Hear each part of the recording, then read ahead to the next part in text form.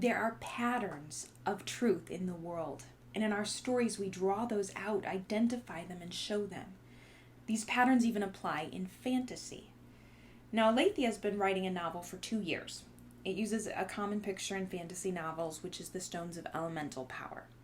So you have characters who each have their own gift, one of fire, one of water, wind, etc. But as Alethea's wrestled through how to reflect it in the real world, she started to draw out some of the symbols. And at the plot twist, the characters find that they can't just use the stones without the final piece, which is the faith stone. All powers in the story are subject to that. So Alethea had to wrestle with her beliefs and determine how truths work. And this rightly reflects the real world. As God's stewards, we are called to bring these physical elements into subjection under our faith.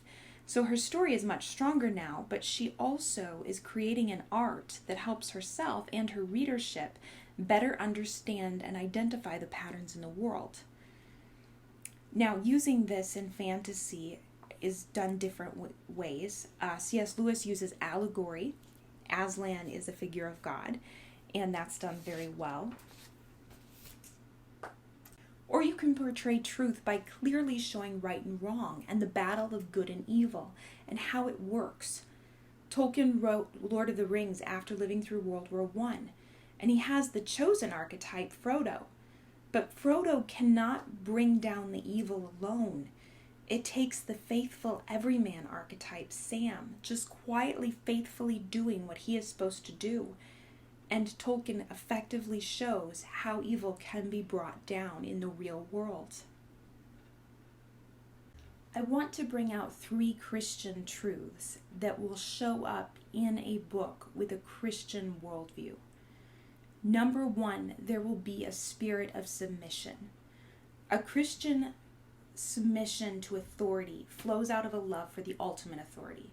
So if a lesser magistrate commands us to disobey our greater authority, then there may be times of civil disobedience.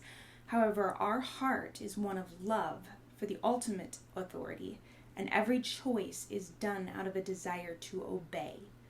And any disobedience stems from obeying the greater, not a desire to disobey. We are driven by a desire to submit and obey our ultimate authority. Number 2, sacrifice.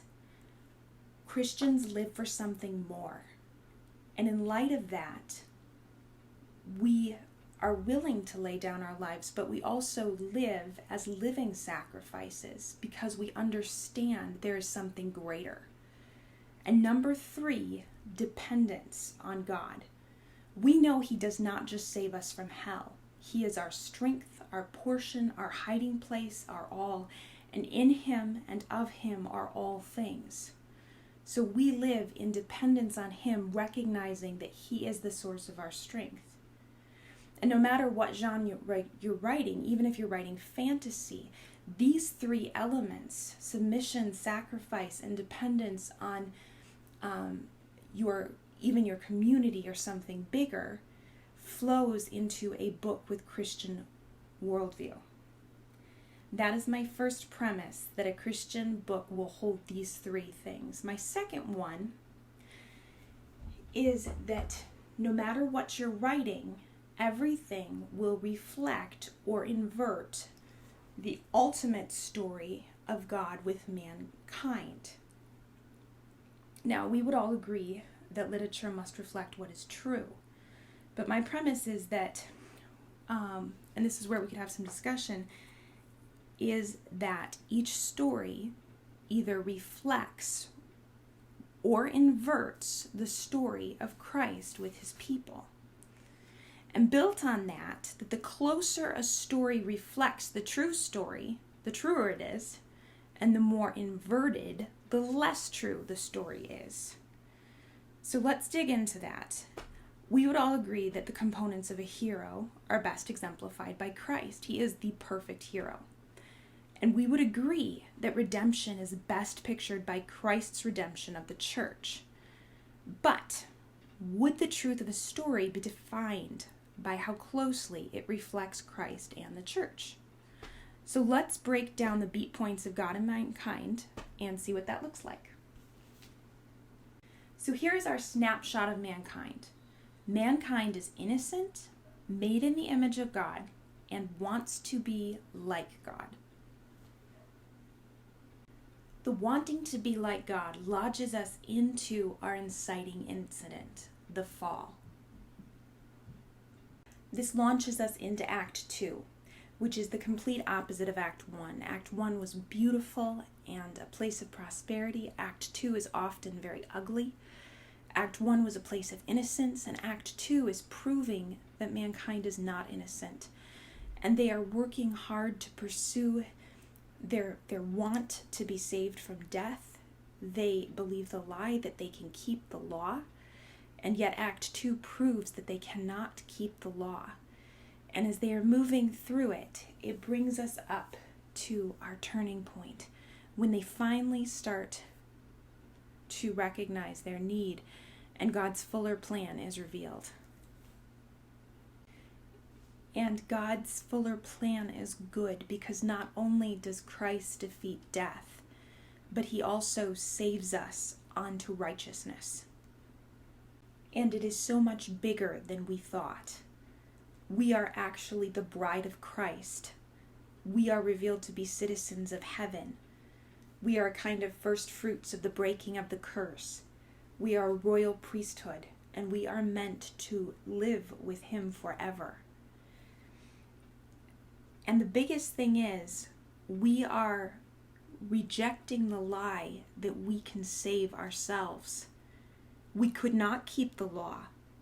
The law just pointed us to Christ. The truth is that Christ saves us. He is the hero. We are the bride. It's the damsel in distress trope. We need to be saved, and he delights to slay the dragon and save us. And he does. He saves his church and draws us to himself. And there will be a final victory. And at the home changed, there will be a mirroring at the beginning snapshot. Now the last snapshot reflects the first snapshot.